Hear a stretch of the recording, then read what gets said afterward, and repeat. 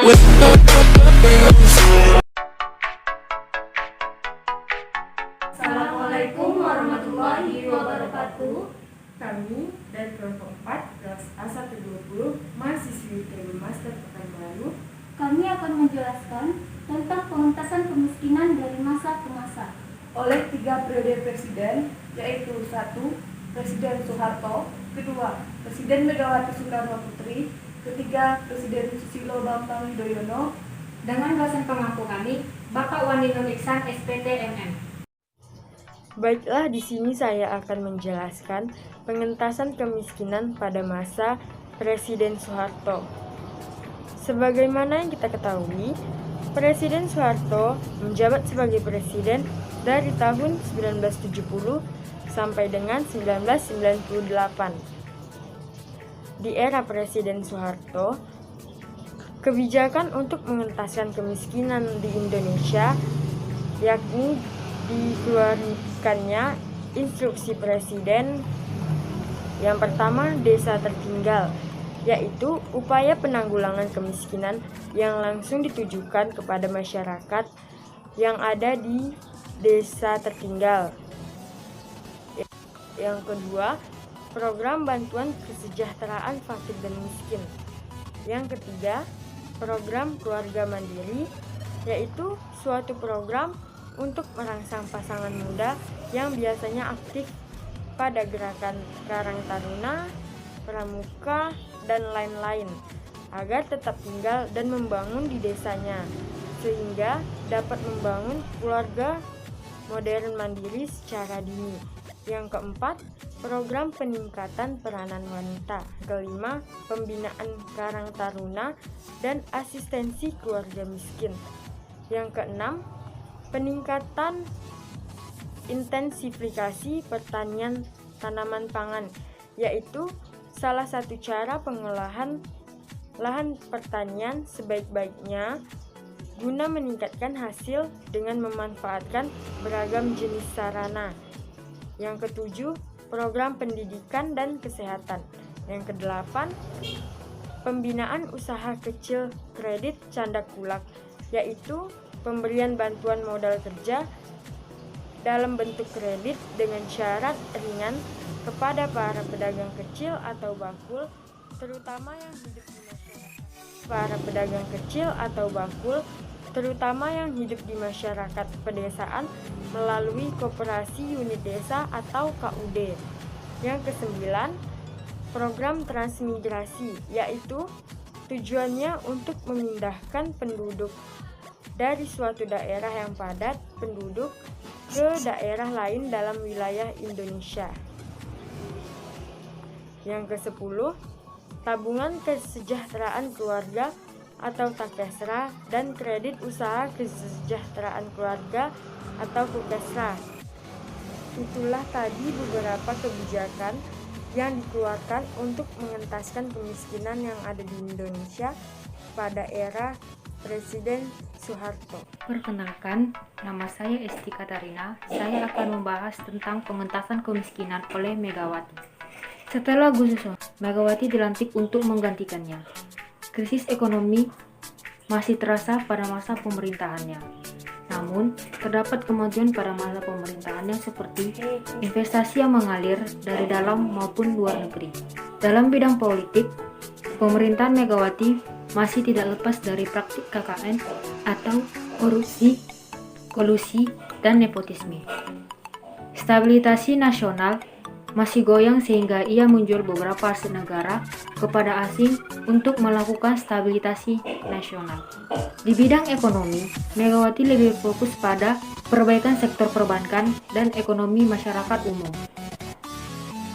Tujuannya adalah agar menyelamatkan perekonomian Indonesia dari inflasi yang semakin memuncak. Hasilnya, perekonomian Indonesia menjadi stabil dan pertumbuhan di masa pemerintahannya naik hingga mencapai 5%. Di samping itu, pada masa pemerintahannya, Megawati mampu menurunkan persentase penduduk yang berada di garis kemiskinan dari 28% menjadi 18%. Salah satu kebijakan ekonomi yang dinilai cukup berani adalah mengakhiri program reformasi kerjasama dengan IMF pada Desember 2003. Dilanjutkan dengan privatisasi perusahaan negara dan divestasi bank guna menutup defisit anggaran negara. Semua opsi yang ditawarkan oleh IMF mencekik leher bagi Indonesia. Sifatnya gantung Indonesia supaya terus bergantung kepada IMF.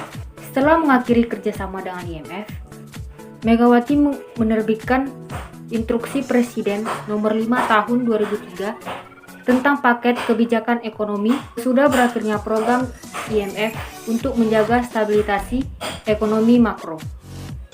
Ada beberapa poin penting dalam kebijakan tersebut. Di sektor fiskal misalnya, ditandai dengan reformasi kebijakan perpajakan, efisiensi belanja negara, dan privatisasi BUMN.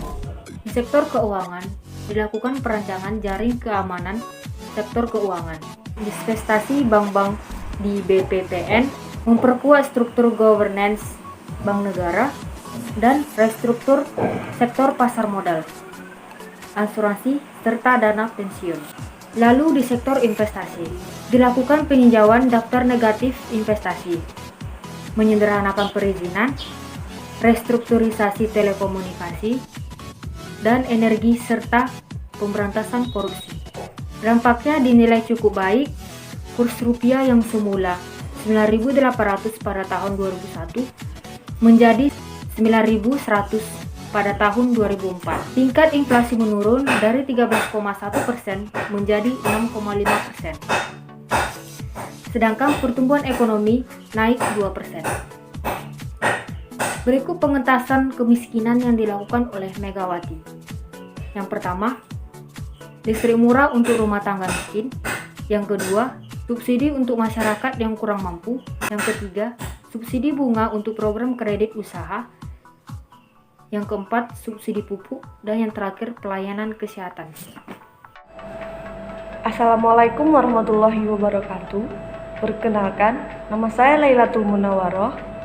Baiklah, di sini saya akan menjelaskan tentang pengentasan kemiskinan di masa pemerintahan Presiden Susilo Bambang Yudhoyono periode 2004 sampai 2014. Pengentasan kemiskinan di masa Presiden Susilo Bambang Yudhoyono adanya beberapa cara yang dilakukannya pemerintah presiden. Salah satunya program Keluarga Harapan atau PKH. Itu contohnya di daerah saya sendiri di Sumatera Barat. Itu di daerah itu dari pemerintahan setempat ada di data dari sekretaris daerahnya yang berhak mendapatkan bantuan PKH berupa uang tunai per bulannya. Itu dibagikannya dalam bentuk uang atau dalam bentuk kebutuhan pokok seperti beras, telur atau bentuk lain sebagainya.